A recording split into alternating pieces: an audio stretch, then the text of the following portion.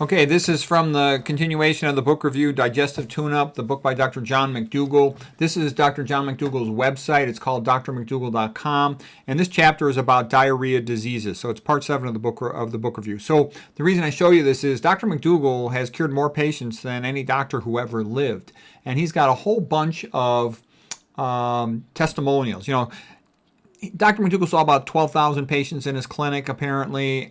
And what's his name? Kempner saw about 19,000. However, Dr. Mcdougall, when you include all his YouTube videos, all of his newsletters, all of his books, then he ends up having more patients than Dr. Kempner. So anyways, as far as diarrheal diseases, things like ulcerative colitis, Crohn's disease, irritable bowel syndrome, he's got lots of testimonials of patients who've been cured by this. By the way, I was a star Mcdougaller for weight loss many years ago.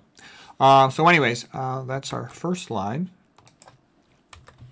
Okay, here's the second slide. We're going to be talking about these inflammatory bowel diseases. So basically, first of all, what's normal intestinal lining? The gut's also called the enteric tract, so the gut lining cells are called enterocytes. Site means cell, enteros for the gut tract.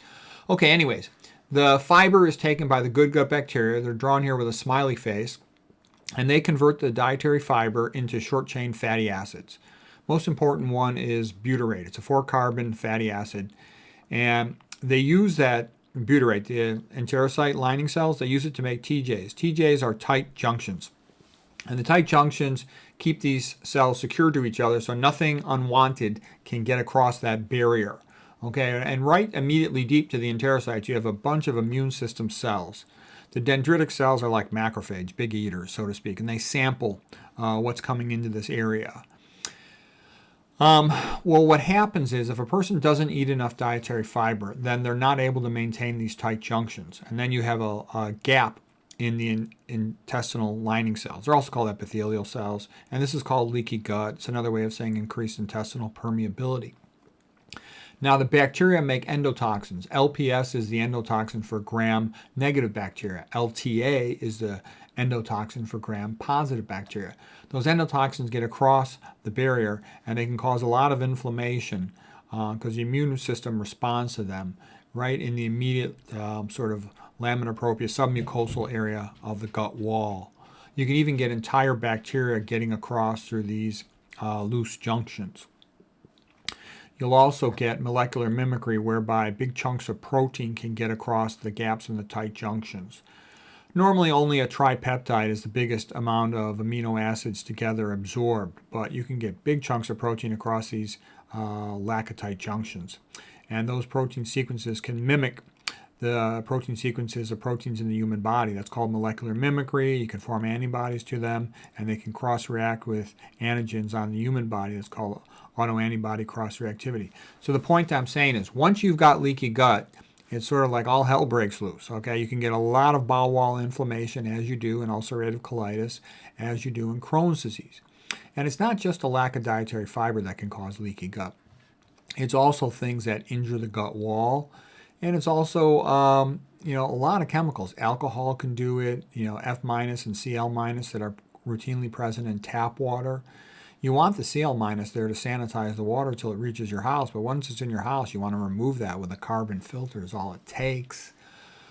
Excessive psychological stress, caffeine, sleep deprivation, they cause a little bit of decreased blood perfusion due to vasoconstriction of the gut wall, and that could potentially worsen leaky gut. And there's a whole bunch of chemicals here. So if you've got an autoimmune disease, if you've got a gut problem that seems related to inflammation of the gut wall, avoiding all these things will help you have a better chance to reduce your symptoms. Okay, so this is just to give you the vocabulary. Now we're going to get into the text of the book on this topic.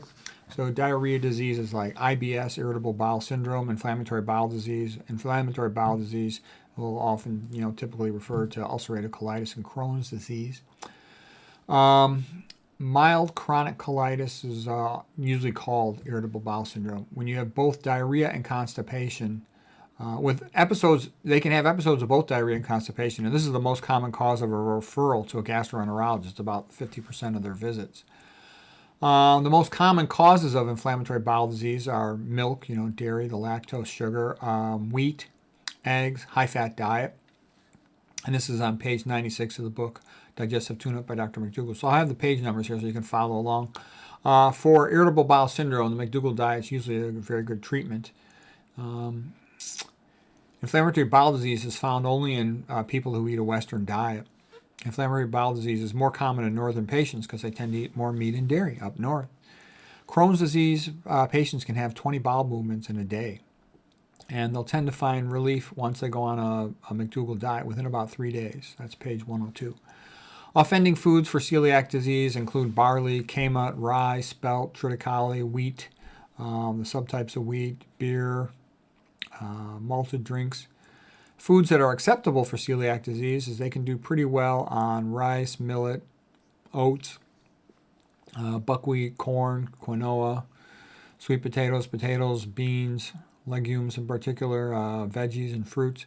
Patients with ulcerative colitis and Crohn's will greatly benefit from a low-fat plant-based diet.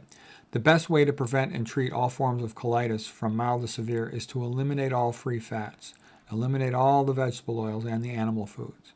Yeah, I've heard Dr. Mcdougall give his video lectures, and he'll say the two major toxins in the Western diet are animal foods and vegetable oils. And I even heard him in another video say the biggest toxin in the Western diet is fat. Okay, and then, yeah, also I'm going to let you know, where does that come from? Pritikin was a genius, just like Mcdougall was a genius. Pritikin was a genius, and he went through all the literature on fat. He wrote quite a bit about it in his legacy book, which is available at the Dr. Mcdougall website. And he came to the conclusion fat is bad. The more dietary fat you eat, the more health problems you have. He even described something that he called lipotoxicity from the high-fat diets, how they were causing problems throughout the body. And so that's why you'll also hear me say fat is bad. There's none of this good fat stuff. There are no fats that you want to seek out. The small amount of fat you get from eating low-fat plant foods is all the fat you need, and that includes the essential fats, the omega-6 and the omega-3s.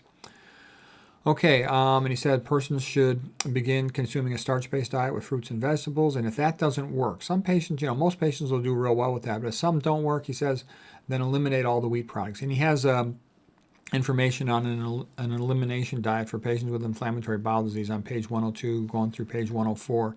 So he goes through that. And you stepwise just eliminate one thing at a time to see if that's causing your problem and continue it for a while to give it a fair chance.